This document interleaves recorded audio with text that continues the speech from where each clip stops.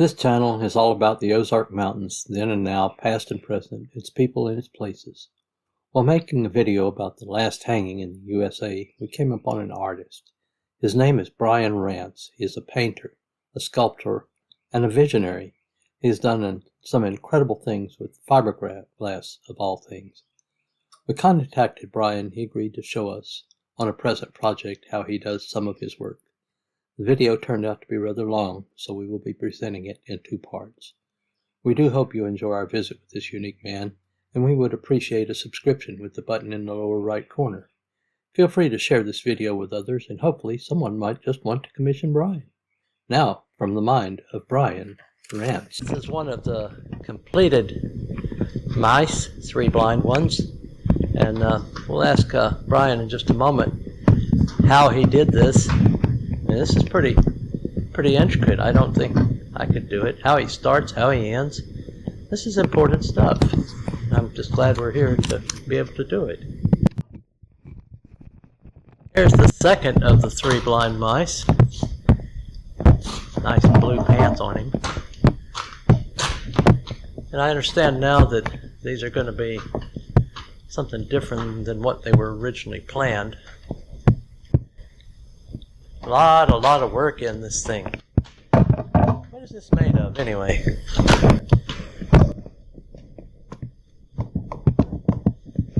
Sounds pretty solid. Very lightweight, though. Cat riding a mouse. How silly. Whimsical.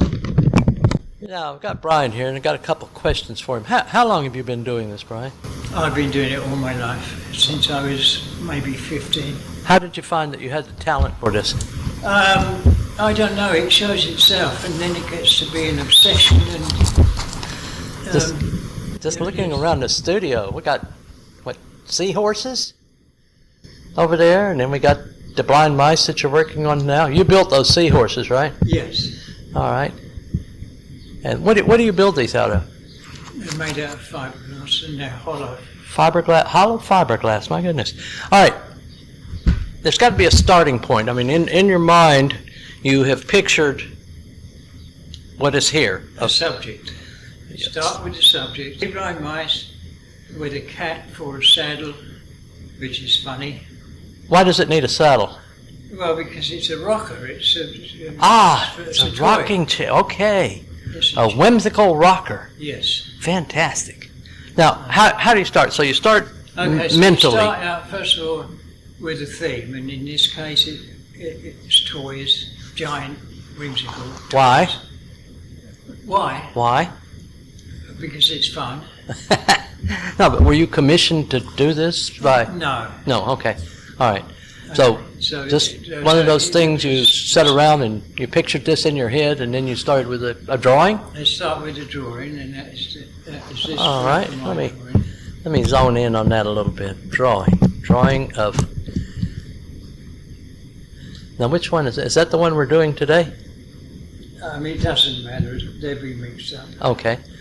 So you start with the drawing. Now, that's all colored in and completed drawing. That's not a sketch. There's a reason for this drawing. One is so that you can see the finished product, and the other is so that because this is going to be much bigger, then you'll be able to scale this and measure the individual parts. Okay. Measure the head, measure the body, measure the hands. You make this in pieces then? Make it in pieces, yes. All right, and you put it all together. Yes, right. That's amazing, amazing. Well, how do you, what's next? The next thing is to colour it. Oh, So you can see exactly what it looks let me bring that one in. That's beautiful. Color it, huh? Now, is that going to be the colors of the finished product? Not necessarily. I do change my mind pretty often. I love the blind mice. I love the expressions on their faces. You designed all that. That's out of the mind of Briian. This is probably the most important part of the whole procedure, the design, and then the rest of it is all procedural, and that's what I'm going to show you. Okay, well let's get to the procedures then. All right, now Briian, that's going to be the head, right? This is going to be the head. Now the first thing you do is find a big piece of styrofoam, and this particular piece came from a boat dock float. And then the Army Corps of Engineers decided that they were not allowed anymore in the water, so they're pretty easy to come by. And they're big, and they're free. So that meets a lot of criteria that you need. yes, so the first thing you do then is draw your head, or whatever you're doing, onto the styrofoam. And this is the best tool. The sawzall with a long blade to cut it with. Now, if you need to hold it still, you can do it with bungees. But in this case, I'm just going to demonstrate one little piece of it. Be sure to wear a mask, or this kind of mask if you want a cheaper one. And be sure to wear safety goggles. So here's the goggles going on. So protective equipment is very important. I don't think you'd want to be breathing a lot of styrofoam. And here is the mask going on. Oops. Big enough ears.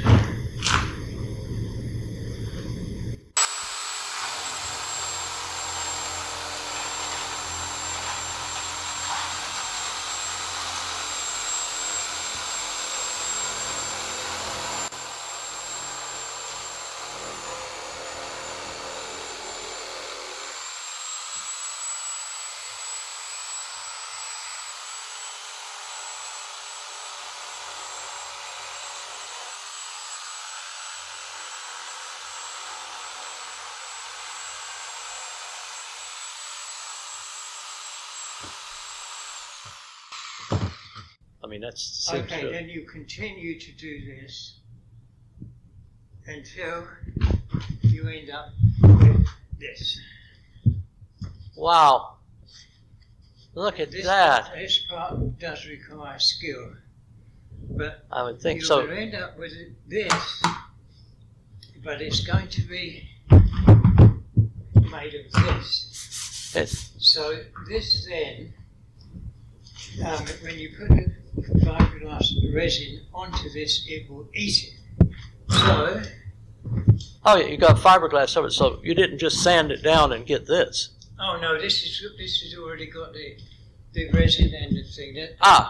Okay. So the easiest, cheapest way to make this is you just use Vaseline. It's cheap. It's what? Vaseline. Vaseline? It's cheap and it's very easy to apply. You can do it with your hands. Okay, so you can't put the resin direct on styrofoam, it'll burn it or really eat like it. to. But you put Vaseline on It's it cheap, and you can do it with a brush, and it protects it. and it will make a seal. So Seals it, having okay. done that, Big old jar of Vaseline. How many jars of Vaseline you go through in a year? oh, hundreds, sometimes hundreds. So then, having done that, I'll demonstrate how to do the fiberglass. Okay. All right, let's go do the fiberglass. All right, Brian, what are we doing now? Okay, before I get on to the next subject, in addition to a sawzall, a side grinder with a flapper wheel in it does it very quickly, and also rough sandpaper, you can carve with it or smooth it. Okay. So anyway, now we're on to the next piece, and I will demonstrate how to do the fiberglass. So, This is just a scrap piece you're showing. this is just a scrap, but for now it's at the head. So, first of all, we're going to Ah, yes, the Vaseline. seal it with the Vaseline. The Vaseline is cheap, so you don't put it on too thin and don't mess it, because the resin will find its way into that and make a big hole in it. So make sure that this part is very thorough. And then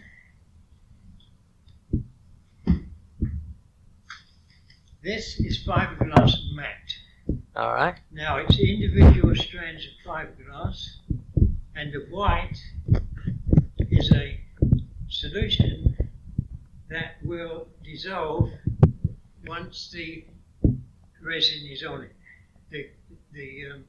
Is the hardness of the stuff that makes Turn that toward me, Brian. Yeah, there. Now that's individual strands? It's individual strands. Yeah, I can see and that. it's held together with this white solution. Does this come in different thicknesses? It makes it manageable.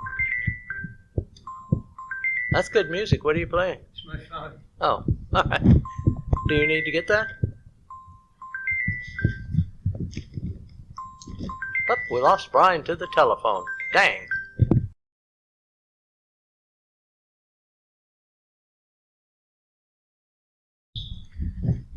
Brian's back. Welcome back, Brian. Okay, now this is important too. You do not cut this with scissors because it makes straight lines, and when you overlap them, you have to get rid of those straight lines. So this saves a lot of work. Okay. You take it with two hands. Lost you. Now, go ahead. Tear it again. And the point of it is this. When you lay them together like this, and lay this one, these ends on here like this, it will make it invisible to you. Ah, I see So that. you tear it, do not cut it with scissors. So now, here's the mixing bowl. Here are gloves. Now these gloves are not really necessary because the fiberglass won't do you any harm. Make you itch. But no, it doesn't make you Really? itch. That's a popular misconception. It doesn't make you itch. When you grind it afterwards, the dust might make you itch. But at this point, it will not make you itch. It's harmless. So, you put on your gloves for this reason. It's not that this fiberglass will do you any damage, but if you're doing a lot of it, it just feels really gross having it stuck on your hands all the time, and it's a simple way to avoid it is this. So, you take your mixing bowl, and then this is resin. Pour the resin into the bowl. And then don't mix up too much resin at a time because it is temperature sensitive and also sensitive to the amount of hardener that you put in it. Okay. And now technically it should be 2%, but here is a coffee can and in it is acetone. And here's another important thing. The brushes have got to be made of bristle. If they're made of nylon, the resin again will do the same thing and it will eat the nylon. So they have to be brushes made from bristle. What kind of bristle? These are those cheap brushes. Okay, just From bristle. any hard bristle. Okay. They're cheap. This brushes. can't be nylon. And no, they can't be nylon. And the best way to clean the resin off with a brush is acetone. And since the acetone is flammable and also will evaporate very quickly, I always put the lids back on each time. So now we've got resin and hardener in this. Okay. Now this kind of resin, this hardener is called vanishing red. And if you do it a lot, it's easy to forget to put the hardener in it and then the fiberglass will never go hard. Yeah. So if it's red, then it's obvious that it's done. But I didn't put any in. It's called vanishing red. Yes. In fact, I will put some in there just to show the point. I'm going to guess it's 2%. Looks like 2% to me. And then the hardener mixes very easily with the resin. That's what it's designed to do. So then you do this. This is important. Put some down on something that will not. This is also some kind of foam that won't dissolve. Take your fiberglass, lay it on top of it. Take your. Now this is important too. Don't paint it on there. Dab it. Stipple it. Because it will just pull it apart otherwise. But everybody usually makes the same mistake and they paint it. But it's not paint, it's resin. Then take this, lay it on there, like that, and then do the same thing again. I'll make a smaller piece since this is just a demonstration. Paint the bottom. This is important. This way you get both sides. Yes. And then put this on top of it and do this as many times as you need to make it strong. But the best way to do it is if, okay, we're putting this on our head that we've carved. So All right. Now, how many layers or how many plies will you put on the best it? way to do it is put one layer because that will make it detailed. Okay. And then when you cut it in half to take the styrofoam back out, beef it up on the inside because you can't see it and it doesn't matter if it's crude. All right. You're going to cut it in half? We'll talk about that in a little bit. Well, you've got your heads already carved. Okay. Your head's already vaselined, and now this is the head. The head is covered with The fiber. vanishing red. Okay. Got it. Now it's called vanishing red because once it's hard, the red will vanish. Oh, okay. I wondered about that. Yes. So now how long will that take to set up or It dry? depends on the temperature, and it depends on how much resin you put in it. But you have to be careful because if it's a hot day and you mix up too much resin and you put too much hardener in it, it will start to smoke and will actually catch on fire. So Oh, my. you have to. So we're in a I've room done it that's myself. got acetate and hardener and other flammable stuff that can catch on fire by being too warm a day. If it's too warm and it's got too much hardener in it, or This concludes part 1. We appreciate you joining us for this. We hope that you will subscribe, that you have a pleasant experience, a learning experience, and you will join us shortly for part 2. Thank you.